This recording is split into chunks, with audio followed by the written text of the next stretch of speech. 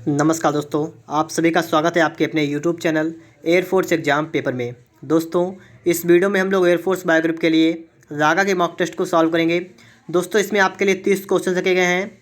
दोस्तों, आप लोग इस मॉक टेस्ट को पूरा सॉल्व करिएगा और वीडियो को लास्ट में कमेंट बॉक्स में बताइएगा कि आज आपने कितना स्कोर कर लिया है। और दोस्तों, आपको इस वीडियो के लास्ट में एक क्वेश्चन भी दिया गया है जिसका आंसर भी आपको कमेंट बॉक्स में बताना है। तो आप लोग इस वीडियो में लास्ट में रहना। और दोस्तों, अगर आपको इसकी PDF चाहिए तो इसकी PDF आपको टेलीग्राम ग्रुप पर मिलेगी, जिसका लिंक आपको डिस्क्रिप्शन बॉक्स में दिया गया है। दोस्तों, अगर आपने अभी तक चैनल को सब्सक्राइब नहीं किया है तो चैनल को सब्सक्राइब भी करिएगा और बेल आइकन को भी प्रेस कर लीजिएगा।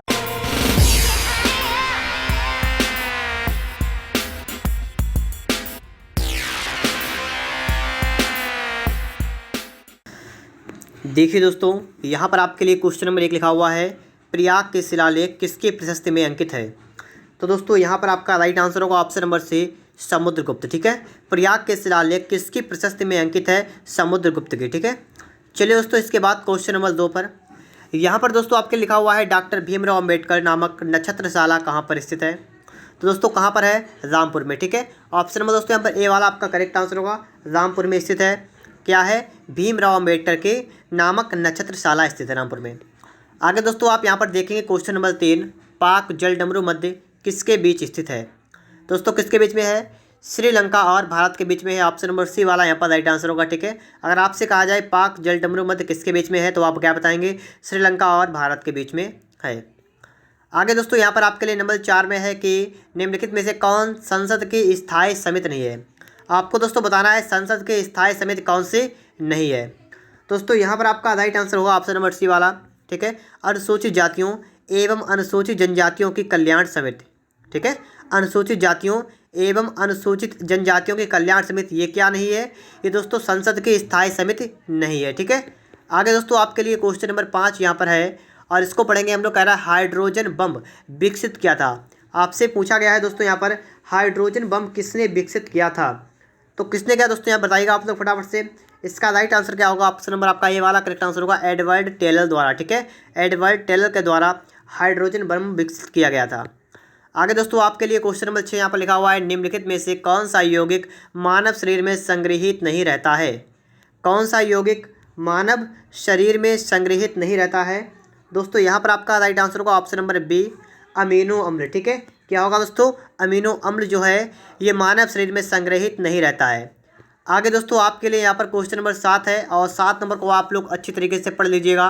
कराया दोस्तों, भारत अर्थ मूवर्स लिमिटेड कहाँ पर स्थित है। भारत अर्थ मूवर्स लिमिटेड ये कहाँ पर स्थित आपको दोस्तों बताना है, तो कहाँ पर है, ए ऑप्शन यहाँ पर करेक्ट आंसर का बंगलोर में है। ठीक है, कहाँ पर है दोस्तों, बंगलोर में है। ऑप्शन नंबर आपका A वाला करेक्ट आंसर हो जाएगा।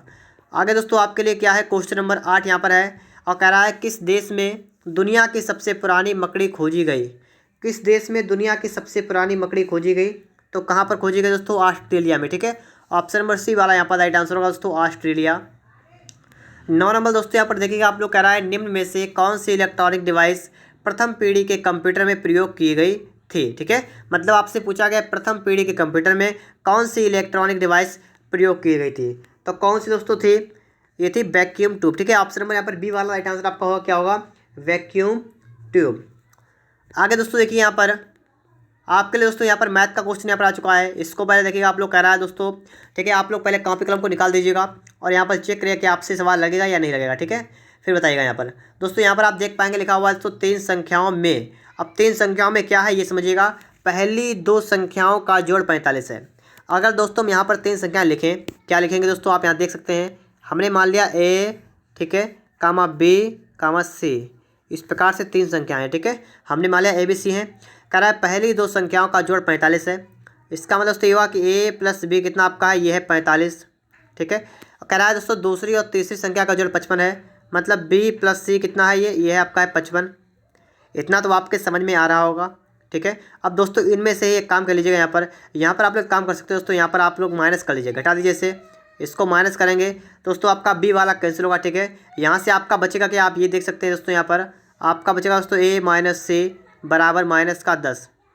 कितना बचा दोस्तों आपका, यहाँ पर बचा A - C बराबर क्या बचा, -10।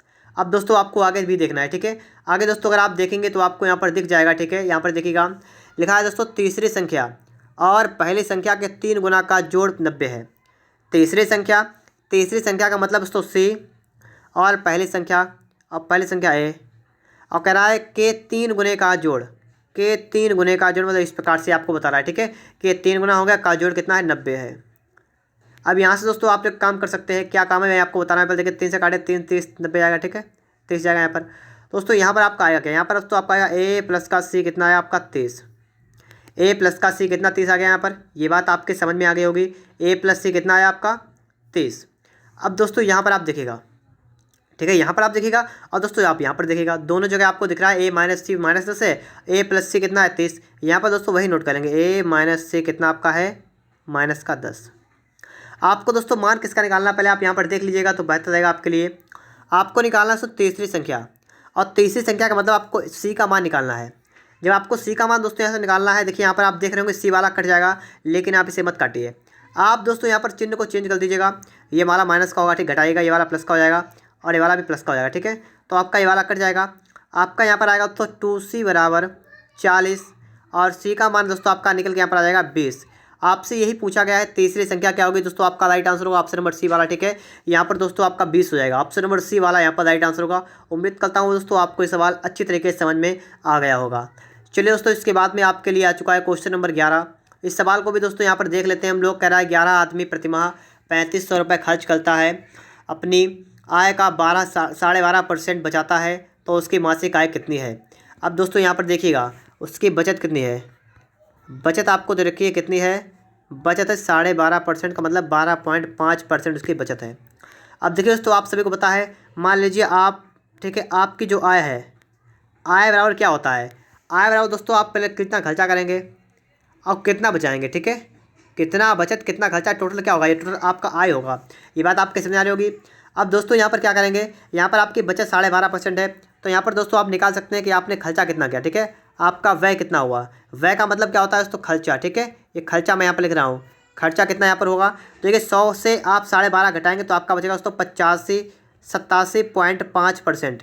ये आपकी है बचत, ये आपका बचत है, मतलब ये मतलब व्यय है, व्यय मतलब खर्चा है, ठीक है। आपका खर्चा कितना है 87.5%। यहाँ पर दोस्तों आपको दे रखा है 3500 रुपये खर्च करता है, मतलब दोस्तों आपको 87.5% की वैल्यू कितनी रखी है, देखिए दोस्तों 3500 रुपये, ठीक है। इस प्रकार से आपको कितनी रखी है, आपको दोस्तों यहाँ पर सॉल्व करना है। देखिए पॉइंट को उठाएंगे दोस्तों यहाँ पर, तो आपका बटे में दोस्तों आएगा।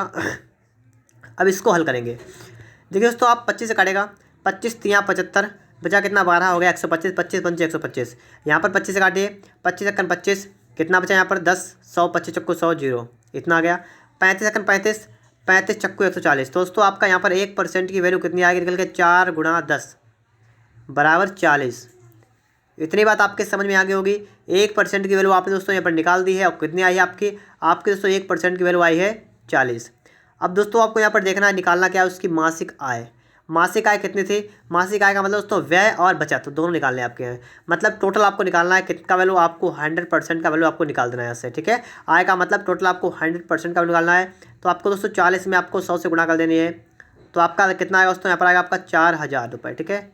यही आपका राइट आंसर दोस्तों यहाँ पर हो जाएगा, ऑप्शन नंबर सी वाला यहाँ पर राइट आंसर होगा दोस्तों 4000 रुपये। अगला बस देखिए दोस्तों, यहाँ पर आप लोग क्वेश्चन नंबर 12 यहाँ पर आ चुका है। ये सवाल आप सभी लोग लगा सकते हैं, अगर आपने थोड़ी भी मैथ पढ़ी हो तो भी आप लगा सकते हैं, क्योंकि सभी को सिखाया जाता है सवाल कि जब भी आपको चाल दे रखी हो, देखा है 180 किलोमीटर प्रति घंटा, 180 और दोस्तों लिखा किलोमीटर प्रति घंटा, और आपको चेंज करना है इसकी गति मीटर प्रति सेकंड में ज्ञात कीजिए। ये तो सभी को पता होता है, किसी भी चाल को हम लोग अगर मीटर प्रति सेकंड में चेंज करते हैं क्या करते हैं दोस्तों, यहाँ पर 180 आपका लिखा हुआ है, इसमें दोस्तों 5/18 से गुणा कर देंगे, आपका निकल के आएगा मीटर प्रति सेकंड में। लेकिन दोस्तों यहाँ पर आपको हल करना है 18.180, तो आपका कितना आएगा दोस्तों यहाँ पर 5.50 और मीटर प्रति सेकंड। ये आपका दोस्तों राइट आंसर होगा 50 मीटर प्रति सेकंड, ऑप्शन नंबर यहाँ पर डी वाला करेक्ट आंसर दोस्तों यहाँ पर हो जाएगा, ठीक है। 50 मीटर प्रति सेकंड ऑप्शन नंबर आपका डी वाला करेक्ट आंसर यहाँ पर हो जाएगा। आगे दोस्तों आप देखेंगे, ठीक है, वीडियो में आप लोग लास्ट में रहिएगा, ताकि दोस्तों आपको सभी सवाल अच्छी तरीके से समझ में यहाँ पर आ जाए, ठीक है। और दोस्तों अगर आपको एयरफोर्स बायोग्रुप की तैयारी अच्छी तरीके से करनी है दोस्तों, मैंने इस चैनल पर लगभग 300 प्लस मॉक टेस्ट आपको उपलब्ध कर दिए हैं एयरफोर्स बायोग्रुप के लिए। अगर आपने वो नहीं देखे हैं तो आप लोग फटाफट से चैनल के डिस्क्रिप्शन बॉक्स में जाइएगा, ठीक है, वहाँ पर आपको उन वीडियो का लिंक मिलेगा। जागा के मॉक टेस्ट होंगे, मैथ, रीजनिंग, जीके और इंग्लिश के भी मॉक टेस्ट आपको वहाँ पर मिलेंगे। अगर आपने सही मॉक टेस्टों को सॉल्व कर लिया तो आप एयरफोर्स बायोग्रुप में बहुत ही अच्छा स्कोर कर पाएंगे। उम्मीद करता हूँ दोस्तों आपने बात को अच्छी तरीके से समझ लिया होगा। अब दोस्तों यहाँ पर आप देख लीजिएगा, ठीक है। और दोस्तों इस वीडियो के लास्ट में आप कमेंट बॉक्स कमेंट करिएगा और दोस्तों वहाँ पर आप बता दीजिएगा कि आज आपने कितना स्कोर किया है। ठीक है, यहाँ पर दोस्तों आप 3 नंबर देख पाएंगे, लिखा है यदि 6 वर्ष के लिए साधारण ब्याज मूल राशि का 30% हो, यह कितने वर्ष बाद मूल राशि के बराबर हो जाएगा। दोस्तों यहाँ पर अगर आपने सवाल समझ लिया तो आपको कोई समस्या नहीं होगी। सिर्फ आप एक चीज़ मान लें जो मैं आपको बताऊँ यहाँ पर। अगर दोस्तों आपने मान लिया कि उस व्यक्ति जो भी मतलब है, ठीक है, यहाँ पर आपको बता रहा है मूल राशि, तो आपने अगर मूल राशि यहाँ पर मान ले तो आप सवाल को बहुत ही जल्द लगा सकते हैं।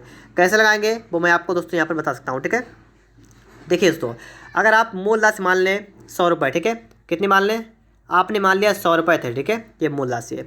पहले कह रहा है कि यदि 6 वर्ष के लिए साधारण ब्याज मूल राशि का 30% हो, मूल राशि का 30% का मतलब दोस्तों एस आई कितना हो, एस आई हो 30 रुपये। बात आप समझ पा रहे होंगे। अगर आपका पी जो है, पी मतलब मूलधन, अगर आपका पी कितना है दोस्तों, अगर आपका पी 100 रुपये है और तो दोस्तों आपका यहाँ पर आप अगर ब्याज देखें, ब्याज कितना दोस्तों यहाँ पर होगा 30% का मतलब 30 रुपये। ठीक है, यह बात तो आपको समझा रही होगी। दोस्तों यहाँ पर आप एक समीकरण मतलब लिख सकते हैं। पहले आप सूत्र आपको पता है क्या होता है, एसआई क्या होता है, मूलधन मतलब पी इंटू दर मतलब आर गुणा समय मतलब टी। ठीक है, टी ले लीजिएगा, बटे में आप कह लेंगे यहाँ पर 100, ये आपका होता है फार्मूला।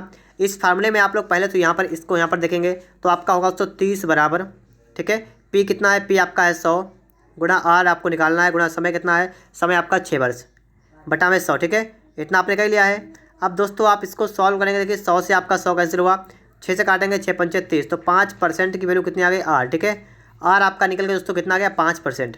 अब दोस्तों आपको यहाँ पर करना क्या होगा ये समझ लीजिए। कराए अब आगे दोस्तों सवाल अगर पढ़ेंगे, यहाँ कराए यह कितने वर्ष बाद मूल राशि के बराबर हो जाएगा।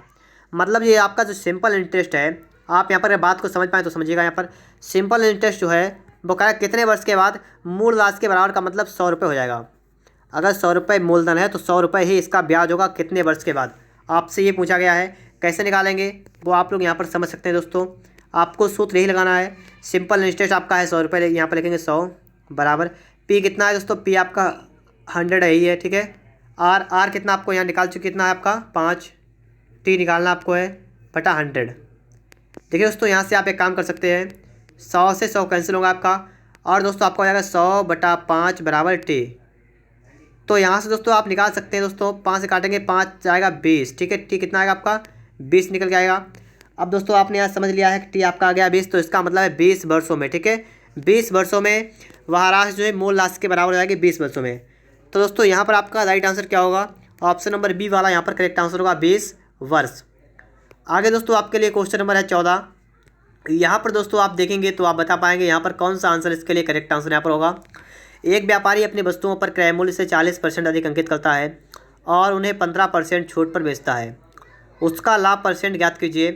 दोस्तों यहाँ पर अगर आप सबसे पहले मान लें इसका सीपी, ठीक है, वस्तु का सीपी अगर हम दोस्तों मान लें 100 रुपये है। ठीक है, तो कह रहा है कि एक व्यापारी अपनी वस्तुओं पर क्रय मूल्य से 40% अधिक अंकित करता है, मतलब इसका एमपी कितना है, एमपी है दोस्तों 140। क्यों, क्योंकि दोस्तों 40% अधिक अंकित करता है। ठीक, इसलिए फिर कह रहा है दोस्तों और उन्हें 15% की छूट देता है, 15% की छूट पर बेचता है, 15% की छूट पर बेचता है। इसका मतलब दोस्तों एसपी कितना होगा इसका, ये आपको निकालना है। अगर आपने ये निकाले तो आप समझ सकते हैं। एसपी निकालेंगे दोस्तों क्या करना पड़ेगा आपको, एक फार्मूला मैं आपको बता रहा हूँ यहाँ पर क्या करेंगे आप दोस्तों, आपको लिखना है डिस्काउंट अपान एमपी गुणा 100। ठीक है, आप समझ रहे होंगे मेरी बातों को। मैंने क्या बताया आपको, मैंने क्या लिखा है, एनपी लिखा है यहाँ पर है एसपी बराबर डिस्काउंट किया दोस्तों भी, इसको नोट लीजिएगा अभी। ठीक है, ये सूत्र मत लगाइए, मैं आपको एक तरीका बता रहा हूँ। ठीक है, सिंपल तरीका इससे है, आप यहाँ पर ये मान लीजिए कि 140 जो है ये 100% की वैल्यू है। ठीक है, मैं आप क्या बता रहा हूँ, 140 जो है 100% की वैल्यू 140 है। आपको निकालना है एसपी, और एसपी कितने परसेंट है, एसपी है आपका 85%, क्योंकि दोस्तों 15% छूट दी गई है, तो एसपी आपका है 85%। अब दोस्तों कैसे निकालेंगे वो मैं आपको यहाँ बता रहा हूँ। देखिएगा, आपको देखा दोस्तों 100% की वैल्यू कितने की है, 140, आपको निकालनी है 85%। कैसे निकालेंगे, लिखेंगे दोस्तों 140 बटा में लिखेंगे 100 गुणा लिखेंगे दोस्तों 85। ठीक है, अब यहाँ पर दोस्तों आप हल कर लीजिएगा, आपका मान निकल आएगा। देखिए दोस्तों 20 से काटे 20 पंचे 100 और 20 सत्ते जाएगा इतनी 7 बार, 5 से काटे कितना आ जाएगा 17 अपना 50 17 बार, तो 17 हत्ते कितना दोस्तों आपका हुआ दोस्तों 119। आपका कितना हुआ यहाँ पर दोस्तों, आपका हो गया 119। आपका ये क्या निकल गया, आपका आया एसपी। ठीक है, एसपी कितना आ गया दोस्तों 119 रुपये यहाँ से निकल गया एसपी। अब दोस्तों आपको यहाँ पर निकालना क्या, पहले आप ये देखिएगा, आपको निकालना उसका लाभ परसेंट। देखिए दोस्तों उसका सीपी कितना था आपको यहाँ पर देखना है। सीपी था उसका 100 रुपये, ठीक है, सीपी 100 रुपये था और एसपी कितना हो गया 119। तो यहाँ पर 19% का फायदा होगा, ठीक है, 19% का होगा। तो ऑप्शन नंबर आपका सी वाला करेक्ट आंसर होगा, ठीक है, 19% का यहाँ से लाभ आपको हो जाएगा। आगे दोस्तों आप देखिए क्वेश्चन नंबर क्या है, यहाँ पर 15 नंबर यहाँ पर आ चुका है। इस सवाल को देख लीजिए, कह रहा है यदि ए का x% उतना ही है जितना बी का y%, तो बी का z% ज्ञात कीजिए। यहाँ पर पहले आप नोट करेंगे, ठीक है, उसके बाद आप बताएंगे आगे क्या होगा इसके लिए। ए का x% मतलब a गुणा x/100 बराबर कितना है, बराबर जितना बी का y% मतलब बी का y% इतना आपको दे रखा है, ठीक है, आपसे पहले स्टार्टिंग में यही कर रहा है। तो 100 से आप कैंसिल होगा, आपका दोस्तों यहाँ बचा है ax बराबर b/, इतना आपका यहाँ बचा है। और दोस्तों अगर यहाँ से अगर हम देखें आगे, तो आगे का प्रोसेस हमारा क्या होगा वो आप यहाँ पर समझ लीजिएगा। यहाँ से आप अगर b का मान निकालें कितना होगा दोस्तों ax/, ठीक है, बाई, ये आपका दोस्तों b का मान यहाँ से निकल के आएगा, ठीक है। अगर आप निकालना जानते हो तो आप निकाल सकते हैं, b का मान आपका इतना आएगा। अब दोस्तों आपको यहाँ पर देखना क्या पड़ेगा, ठीक है, ये समझिएगा बात को आप लोग। b का z% ज्ञात कीजिए, मतलब आपको b का z%, ये आपको निकालना है। देखिए b का मान आप रखेंगे यहाँ से कितना रखेंगे दोस्तों ax/y गुणा, और z% को आप ऐसे लिखेंगे z%। अब दोस्तों आप इसे बिल्कुल सही से लिख दीजिए, आपका आंसर निकलेगा। देखो दोस्तों a जो है यहाँ से आप एक काम कर सकते हैं, यहाँ से a को अलग करेंगे, ठीक है, तो आपका हो जाएगा दोस्तों a इंटू, ठीक है, a और इंटू की जगह का लिखेंगे a का। अब दोस्तों यहाँ पर आप देख सकते हैं यहाँ पर XZ बचेगा, और आपको XZ कहीं देखना है, यहाँ पर देखा आपको ZX दे रहा है, तो आप ये कर लीजिए कोई समस्या नहीं, ZX/y%, ये आपका आ जाएगा दोस्तों ऑप्शन नंबर यहाँ पर बी वाला करेक्ट आंसर होगा, ठीक है, a का ZX/y%। ऑप्शन नंबर दोस्तों यहाँ पर बी वाला करेक्ट आंसर यहाँ पर हो जाएगा। अगर दोस्तों आपको वीडियो अच्छा लग रहा हो, वीडियो को लाइक कर दीजिएगा। अगर आपने अभी तक चैनल को सब्सक्राइब नहीं किया है तो चैनल को सब्सक्राइब भी कर लीजिएगा। और दोस्तों अगर आपको इसकी पीडीएफ चाहिए तो आपको इसकी पीडीएफ आपको टेलीग्राम पर मिलेगी, जिसका लिंक आपको डिस्क्रिप्शन बॉक्स में मिल जाएगा, वहाँ से अगर आप लोग पीडीएफ को भी डाउनलोड कर सकते हैं। यहाँ दोस्तों कह रहा है 7 क्रमांक संख्याओं का औसत 20 है। 7 क्रमांक संख्याएँ, ठीक है, तो आप क्या करेंगे 1 2 3 4 5 6 7 इस प्रकार से हैं, और जिसमें से औसत कितना है 20।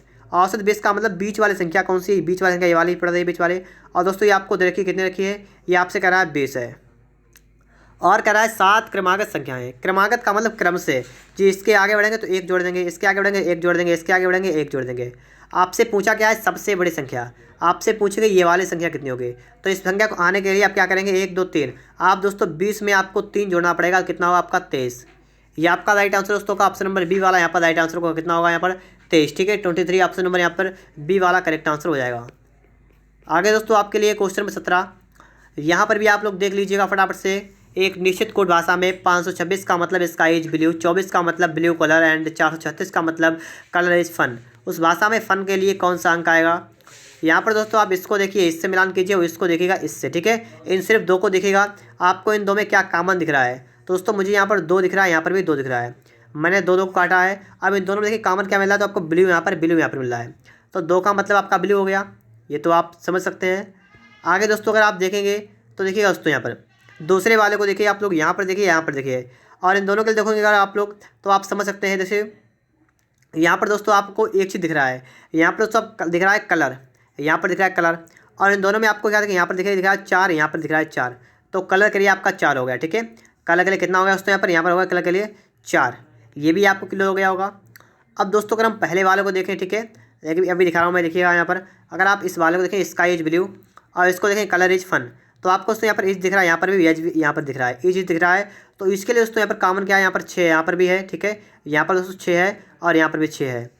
तो यहाँ पर आप देख सकते हैं दोस्तों, यहाँ पर अभी देखिएगा, अभी मैं बता रहा हूँ आपको, यहाँ पर दोस्तों आपका 6 बन रहा है, ठीक है, और यहाँ पर आपका 6 आ रहा है। दोस्तों यहाँ पर देखिए आपका बचा है फन, और यहाँ पर बचा है 3, तो फन के लिए आपका क्या आएगा 3, आपको यही पूछा गया फन के लिए क्या आएगा, तो आपका आएगा 3। ऑप्शन नंबर दोस्तों यहाँ पर बी वाला करेक्ट आंसर हो जाएगा, ठीक है, फन के लिए क्या होगा 3, ऑप्शन नंबर बी वाला यहाँ पर राइट आंसर हो जाएगा। आगे दोस्तों आपके लिए क्वेश्चन नंबर है 18 नंबर, और इस सवाल को हम लोग देखेंगे दोस्तों। कह रहा है यदि पेल के कोड भाषा में 2 1 3 4 लिखते हैं और अर्थ का मतलब क्या है 4 1 5 9 0 लिखते हैं, तो PEAL का मतलब क्या होगा। यहाँ पर दोस्तों आपका है PALA, और इसको लिखते क्या है दोस्तों, इसको लिखते हैं 2 1 3 4। और अगला दोस्तों आपका क्या है, अगला यहाँ पर आपका और भी लिखा हुआ है, एक क्या लिखा हुआ है ये भी समझ लीजिएगा आप लोग, EARTH, इसका आपका लिखा है दोस्तों 4 1 5 9 0। तो दोस्तों यहाँ से आपको निकालना है, किसका निकालना है, PEARL। आपको एक चीज़ यहाँ पर देखनी है, क्या देखना है दोस्तों, यहाँ पर आपको देखना है दोस्तों, आपको एक चीज़ और दिख भी रहा होगा, ठीक है।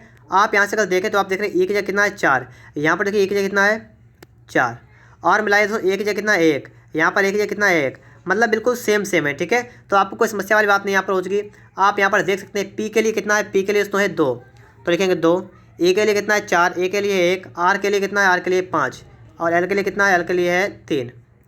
तो आपका कितना आएगा 24 1 5 3, 24 1 5 3 ऑप्शन नंबर आपका सी वाला यहाँ पर राइट आंसर होगा, ठीक है।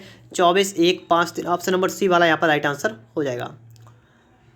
आगे दोस्तों आपके लिए यहाँ पर आ चुका है, ठीक है, क्वेश्चन नंबर 19, इसको भी देख लेते हैं फटाफट से। यहाँ पर दोस्तों आपसे कह रहा है ABCDEF एक वृत्त में केंद्र की ओर उन्मुख होकर बैठे हैं, इस प्रकार से बैठे हैं, ठीक है, इस प्रकार से, ठीक है, इस प्रकार से बैठे हुए हैं। कितने हैं, 6 लोग हैं, तो वो इस प्रकार से बैठे हैं। लेकिन दोस्तों आपको आगे पढ़ने की जरूरत है, आगे सवाल में कहा क्या गया है, ठीक है, इसको भी समझ लेते हैं हम लोग। आगे दोस्तों कहा गया है कि बी पी के विपरीत बैठा है। दोस्तों यहाँ पर आपको पी की बात कहीं पर दिख नहीं रही है, ठीक है, पी की बात कहीं नहीं की गई, तो इतने को हटाइएगा, इतने को आप लोग हटा दीजिए, ठीक है, इतने को छोड़िए, आगे पढ़ेंगे, ठीक है। आगे क्या है, तो ए जो है वो बी और सी का पड़ोसी है। ए कौन है, ए जो है वो बी और सी का पड़ोसी है। मतलब अगर मान लीजिए आपका ए जो है वो यहाँ पर है, ठीक है, ए अगर यहाँ पर है तो कह रहा है कि बी और सी का पड़ोसी है। बी और सी का पड़ोसी का मतलब बी और सी के बीच में बैठा है, ठीक है, बी और सी के बीच में बैठा है। तो आप क्या करेंगे दोस्तों, यहाँ पर आपको दोस्तों एक काम करना पड़ेगा। मान लीजिए यहाँ पर मान लीजिए बी है, यहाँ पर सी है, कोई समस्या वाली बात नहीं होगी, ठीक, कितने भी लिख लीजिएगा, कोई समस्या वाली बात नहीं, क्योंकि यहाँ पर कह रहा है कि बी और सी का पड़ोसी है, तो बी का पड़ोसी ए हो गया और सी का पड़ोसी हो गया। ये तो आपके समझ में आ गया होगा। अब दोस्तों आगे कह रहा है कि ई जो है वो डी और एफ का पड़ोसी है। ई जो है वो डी और एफ का पड़ोसी है, मतलब ई बीच में होगा, ठीक है, और किसका पड़ोसी है, डी और एफ का पड़ोसी है। मतलब मान लीजिए डी यहाँ पर है और एफ यहाँ पर है, कहीं पर किधर मान लीजिए कोई समस्या नहीं होगी। लेकिन दोस्तों मैं लिख रहा हूँ इसलिए हो सकता है आगे भी फायदा हमें हो, ठीक, इसलिए मैं इस प्रकार से लिख रहा हूँ। आगे दोस्तों आप सवाल जो आगे कह रहा है, ठीक है, सवाल किस दिशा की ओर जा रहा है उसे देखना है। लिखा है डी यहाँ बी के तुरंत दाहिनी ओर बैठा है। डी जो है बी के तुरंत दाहिने ओर, बी के तुरंत दाहिने ओर, बिल्कुल सही है। यहाँ पर बी के दाहिने ओर मतलब दाएं ओर जाएंगे तो उधर जाएंगे, ठीक है, बात समझ रहे हैं आप लोग। इधर से इधर की ओर जाएंगे, क्या होगा, दाएं तरफ, दाएं तरफ, ठीक है, उधर जाएंगे। तो बी जो है डी जो है बी के दाएं ओर, बिल्कुल सही है। और दोस्तों कह रहा है कि सी जो है वो एफ़ के दाहिने ओर, एफ़ के दाहिने ओर सी है, ये दाएं ओर इधर इस तरफ होगा, ठीक है, तो बिल्कुल सही यहाँ पर है। तो आपसे कहा गया डी के व्यवसाय विपरीत कौन है, डी के विपरीत, डी के विपरीत आपसे पूछा गया है कौन है, सी होगा यहाँ पर। तो आपका ऑप्शन नंबर सी वाला राइट आंसर होगा, ठीक है, ऑप्शन नंबर सी वाला यहाँ पर राइट आंसर हो जाएगा। आगे दोस्तों आप देखिए क्वेश्चन नंबर 20 यहाँ पर आ चुका है। इस सवाल को भी देख लेते हैं हम लोग फटाफट से, इसके लिए हमारा क्या राइट आंसर क्या हो जाए, ठीक है। तो देखिएगा यहाँ पर देखिए लिखा हुआ है कंफर्टेबल शब्द के अक्षरों से कौन सा शब्द नहीं बनाया जा सकता। पहला देखिए FOR से, FOR, और देखिए C और देखिए A, ये बन सकता है, बिल्कुल सही है। अगला है MARBLE, देखिए MAR और देखिए BLE, ये भी बन रहा है, ठीक है, दोनों बन रहे हैं। आगे देखिए INFORM, तो देखिए दोस्तों आपको आई यहाँ पर दिख रहा है, इसमें आप देखिए कहीं पर आपको आई दिख रहा है, सही से देखिएगा आप लोग। आपको दोस्तों यहाँ पर कहीं पर भी आई नहीं दिख रहा होगा, इसका मतलब दोस्तों ये हुआ कि आपका ऑप्शन नंबर आपका सी वाला करेक्ट आंसर है, ठीक है, INFORM ऑप्शन नंबर दोस्तों यहाँ पर सी वाला करेक्ट आंसर होगा, ठीक है। इनफॉर्म ऑप्शन नंबर सी वाला यहाँ पर राइट आंसर आपके लिए हो जाएगा, ठीक है।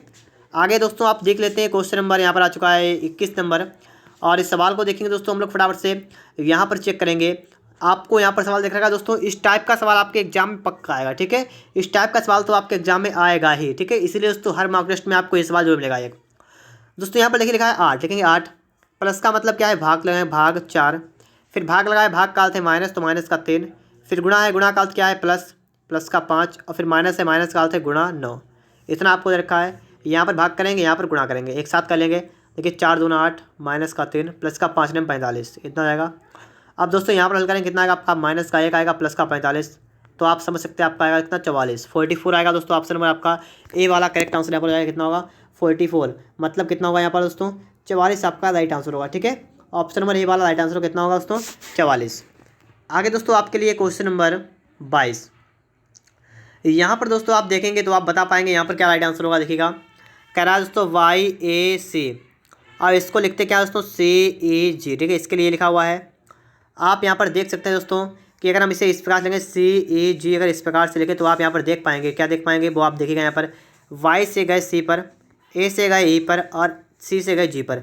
देखिए होता है बाय होता है दोस्तों 24 पर, और ए होता है 1 पर, सी होता है 3 पर, सी होता है 3 पर, ई होता है 5 पर, जी होता है 7 पर। देखिए दोस्तों यहाँ पर अगर बाय को छोड़ें पहले वाले को, ठीक है, 3 और 4 होता है 7, 1 और 4 होता है 5, और दोस्तों देखिए 24 और देखिए 4, 24 4 कितना हुआ 28, 28 को लिख सकते हैं 3। क्या हो रहा है यहाँ पर देखिए 24 आपका 24 नहीं यहाँ पर 25, ठीक है 25 कितना होगा 25 पे आता है, बाय कितने बाय 25 पे आता है, और 25 के लिए यहाँ पर कितना 25 होगा 29, और 29 जो है वो 3 और 26, ठीक है 26 प्लस 3 होता है, 26 प्लस 3 होता है, तो 26 को हटाइएगा 3 आएगा, तो सी बिल्कुल सही यहाँ पर है। ये बात तो आपके समझ में आ रही होगी, ठीक है, सब में 4 4 ऐड किया गया है। अब दोस्तों आपको यहाँ पर यही देखना है, ठीक है, आगे आपको क्या लिखना है, आपको लिखना है दोस्तों NO एन होता है 14 पर, ओ होता है 15 पर, क्यू होता है 17 पर। आपको सब में 4 ऐड कर देना है, ठीक है। ठीक है 14 चार कितना 18, 15 चार 19, 17 चार कितना हुआ 21। तो 18 पर क्या होता है, 18 पर दोस्तों क्या होता है आपको पता होगा, आर होता है 18 पर, 19 पर होता है एस, और 21 पर होता है यू। दोस्तों RSU होगा आपका ऑप्शन नंबर यहाँ पर ए वाला करेक्ट आंसर होगा, RSU, ठीक है। ऑप्शन नंबर दोस्तों यहाँ पर ए वाला करेक्ट आंसर होगा RSU। आगे दोस्तों आपके लिए क्वेश्चन नंबर 23 यहाँ पर है, और इस सवाल को आप देखिएगा फटाफट से। एक महिला की ओर इंगित करते हुए सौर्य ने कहा, किसने कहा है, सौर्य ने कहा। अब किसकी ओर इंगित करते हुए, महिला की ओर इंगित करते हुए, ठीक है, महिला थी, ठीक है, इसकी ओर, कि उसकी माँ, तो महिला की माँ इस प्रकार से हो जाएंगे, ठीक है, इस प्रकार से, और के पति, तो इनके पति, ठीक है, इस आप समझते रहिए बात को। फिर लिखा है की बहन, पति की बहन कौन है, सौर्य की बुआ है, ठीक है, ये बात की गई यहाँ पर है, बात समझ गए होंगे आप लोग। यहाँ पर क्या करा है, करा है कि महिला की माँ और उसका पति उसकी बहन जो है सौर्य की बुआ है। इसका मतलब दोस्तों ये क्या होगा, ये कौन होगा, ये सौर्य का पिता होगा, ठीक है, और ये कौन होगा, ये सौर्य की माँ होगी। तो इसका मतलब दोस्तों ये महिला और ये सौर्य कौन हो सकते हैं, ये दोनों भाई बहन हो सकते हैं, ठीक है, भाई बहन हो सकते हैं। इसका मतलब दोस्तों ऑप्शन नंबर आपका ए वाला करेक्ट आंसर होगा, ठीक है भाई, ऑप्शन नंबर ए वाला यहाँ पर राइट आंसर आपका हो जाएगा। आगे दोस्तों आप देखिए क्वेश्चन नंबर क्या है 24 नंबर। यहाँ पर दोस्तों सवाल को देखें हम लोग, तो देखिएगा यहाँ पर, ठीक है, इस प्रकार से देखिए अच्छी तरीके से।